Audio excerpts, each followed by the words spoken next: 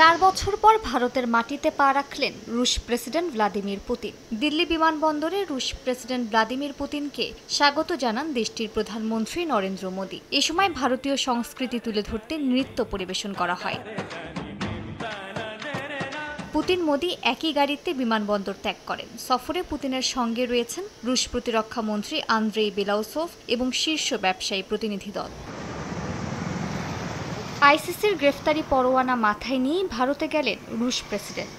27 ঘন্টার সফরে ব্যস্ত সময় পার করবেন রুশ প্রেসিডেন্ট। শুক্রবার সকালে রাষ্ট্রপতি ভবনে 3 বাহিনীর গার্ড অফ অনার গ্রহণ করবেন পুতিন। এরপর রাজঘাটে মহাত্মা গান্ধীর প্রতি শ্রদ্ধা জানাবেন। শ্রদ্ধা নিবেদন শেষে হায়দ্রাবাদ হাউসে 23তম ভারত রাশিয়া বার্ষিক শীর্ষ সম্মেলনে যোগ দেবেন। সম্মেলন শেষে দুপুরে যৌথ বিবৃতি দেবেন দুই নেতা। রাশিয়ার রাষ্ট্রীয় গণমাধ্যম আরটির নতুন ভারতীয় চ্যানেলের উদ্বোধন করবেন। বিকেলে ভারত মণ্ডপে ভারত রাশিয়া ব্যবসা ফোরামে ভাষণ দেবেন পুতিন। এরপর শিল্প খাতের নেতাদের সঙ্গে মতবিনিময় করবেন। সন্ধ্যায় ভারতের রাষ্ট্রপতি দ্রৌপদী মুর্মুর আমন্ত্রণে রাষ্ট্রীয় ভোজসভায় যোগ দেবেন পুতিন। রাতেই মস্কোর উদ্দেশ্যে রওনা দেবেন রুশ প্রেসিডেন্ট।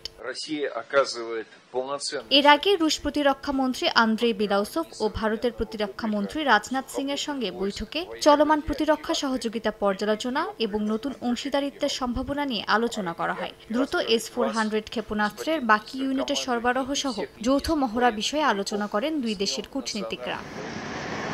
পুতিনের সফরের আগেই রাশিয়ার পার্লামেন্ট ভারতের সঙ্গে গুরুত্বপূর্ণ এক সামরিক চুক্তির অনুমোদন দিয়েছে। এই চুক্তি অনুযায়ী দুই দেশের সামরিক বাহিনী একে অপরকে লজিস্টিক সহযোগিতা দেবে, অর্থাৎ এক দেশের বাহিনী অপর দেশে গিয়ে সামরিক পরিকাঠামো ব্যবহার করতে পারবে।